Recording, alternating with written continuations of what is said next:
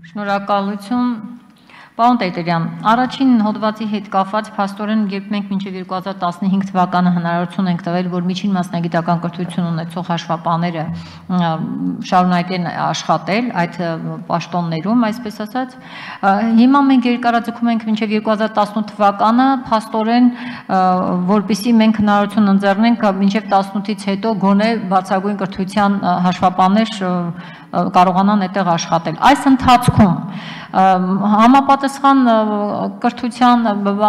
ինստիտուտների կամ բուհերի համալսարանների հետ համագործակցություն կամ ինչ-որ բան եղել է, կամ մենք չենք կարող նաև այսպես նախկինում կար չէ, այդպես որ համայնքներից գալիս էին պարտադիր ուսուցման գետ վերադառնալու նպատակով։ Կազմակերպենք այդպիսի մի բան, որ հնարավորություն տանք, որ հետո 18-ից հետո էլ նույն խնդիրը չառաջանա, որտեղ իրականում բարձրագույն կրթություն ունեցող գրագետ մարդիկ իրոք գյուղերում չեն մնում, կամ ամուսնանում գնում են, կամ արտագաղթում են եւ այլն։ Հիմա մենք այստեղ դուք չեք գտնում, որ նաեւ համայնքները կամ մարզպետարանների մակարդակով, որտեղ որ խնդիրներ կան, առաջարկություն անեն իրենց համայնքի բնակիչներին սովորելու, օգնելու, նույնիսկ աջակցելու իրենց ուսման վարձրով եւ այլն, յետ վերադառնալու եւ այս բացը լրացնելու։ Երկրորդը մենք այստեղ հիմա ասում ենք, որ պետք է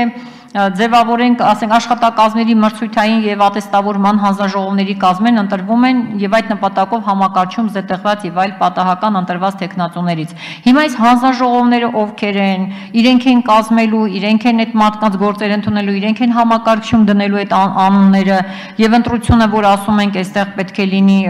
էլեկտրոնային տարբերակով, ի վերջո ընտրությունը մարդու կողմից է լինելու։ Այստեղ մի քիչ ավելի ձևականության հետևից չենք ընկել, որտեղ եթե իմ անունը հայտնի է այն մարդուն, ով պետք է ընտրություն կատարի այդ ցանկից, ի սկզբանե ինչ է եղել, որ հենց այդպես ընտրությունը կկատարի։ Այստեղ ինձ թվում է, չգիտեմ, այլ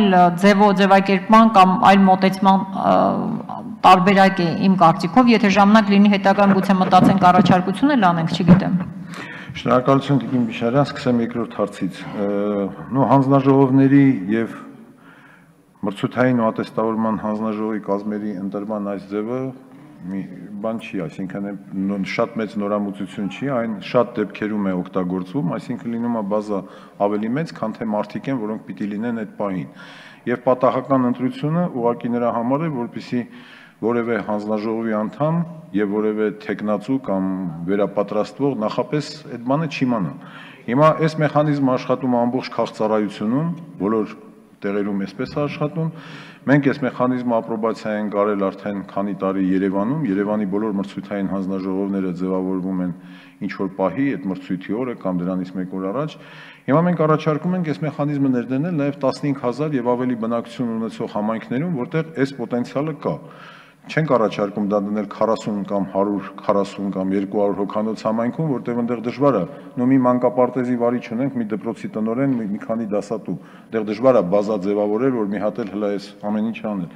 Նպատակը դա է ընդհանրապես, դուք ասացիք, որ միևնույնն է, եթե մարդն է ընտրում, մարդը չի ընտրում, կոմպյուտերն է ընտրում, միգուցե ես լավ չհասկացա ձեր հարցը, այսինքն այդ վերջնական ցանկը, ովքեր պիտի լինեն այդ օրվա հանձնաժողովում, ձևավորվում է համակարգիչը։ Մեզնից շատերը առիթ ունեցել են այդ քաղաքծառայության մրցույթների համակարգիչն է ձևավորում։ Ինչու 15000-ից ավել, որովհետև միայն այդ համայնքներում է, որ մենք այս կարգի հնարավորությունը գոնե իրատեսական կամ գործնական կարող ենք ներդնել։ Ոչ միայն նրա համար, որ համակարգիչներ շատ տեղերում ունենք, բայց կրկնում եմ, որպեսզի լինի մրցակցային, որպեսզի լինի գործունյա ավականին, որպեսզի լինի որոշակի տեսակետների հակադրություն եւ այլն։ Սա ուղղակի մտածում ենք, որ իդեպ մենք, եթե շատերդ հիշում եք, Երևանի մասին օրենք ընդունելուց շատ ու շատ գաղափարներ, որ այնտեղ կային, մենք ասում էինք, եթե նորմալ աշխատի, մենք դա կփորձենք աստիճանաբար տեղափոխել տեղական ինքնակառավարման համակարգ մյուս համայնքների վրա։ Սա ուղղակի տեխնիկական կամ կազմակերպչական ավելի առաջավոր ձև է, որը մենք առաջարկում ենք կիրառել այդ համայնքներում։ Ինչ վերաբերում է 18 թվականին մասնագետներ ունենալուն, ապա նման կարգի փորձեր շատ են եղել, գյուղերից գործուղել, հետո հետ վերադարձնել։ Ես հիմա չեմ ուզում դրա մասին խոսել, որովհետև այս պահին եւ այս խնդրի շրջանակում դա երևի թե չպետք է քննարկվի, բայց համենայն դեպս սահմանամերձ գյուղերի համայնքների ուսանողների նկատմամբ կառավարությունը որոշակի վերաբերմունք է դրսևորել նրանց ուսման վարձի փոխհատուցման առումով եւ կարծում եմ հետագայում նաեւ որոշակի քայլեր կձեռնարկվեն նրանց շահադրթելու, որպեսզի իրենք վերադառնան գյուղերում աշխատել։ Պարտադրանքը իմ կարծիքն եմ ասում, պարտադրանքը կամ պայմանագրային լուծումները ամենաէֆեկտիվը չեն եւ ցավոք դրա փորձառությունը կա։ Շնորհակալություն։ Համասերգին Միշայան։ Շնորհակալություն, այստեղ նաև երկրորդ հոդվածի հետ փոփոխությունների հետ կապված 1/3-ի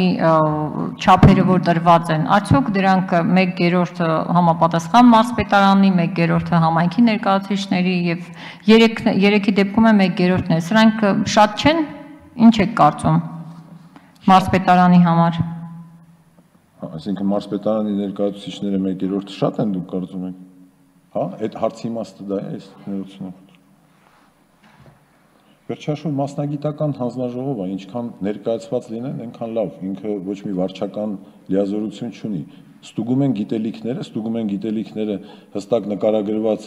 կանոնակարգով, ձայնագրությամբ, ապելացիա անելու հնարավորությամբ, այսինքն ինքը վարչական որոշում կայացնող չի։ Եթե լիներ 2/3-ը մարզպետարանից, ես թերևս կհասկանայի հարցի ենթատեքստ, բայց հիմա ընդամենը 1/3-ն է մարզպետարանից, մնացած 1/3-ը համայնքն է, 1/3-ը գիտական ուսումնական հաստատություն։ Հա, կախված նրանից, թե հանձնաժողովը ինչքան է, այսինքն կլինի 20 հոգի, կլինի 6 ընդհանրենք։ Շնորհակալ եմ։ Հա, թիվը չեմ կարող ասել, որտեղ կախված հանձնաժողով։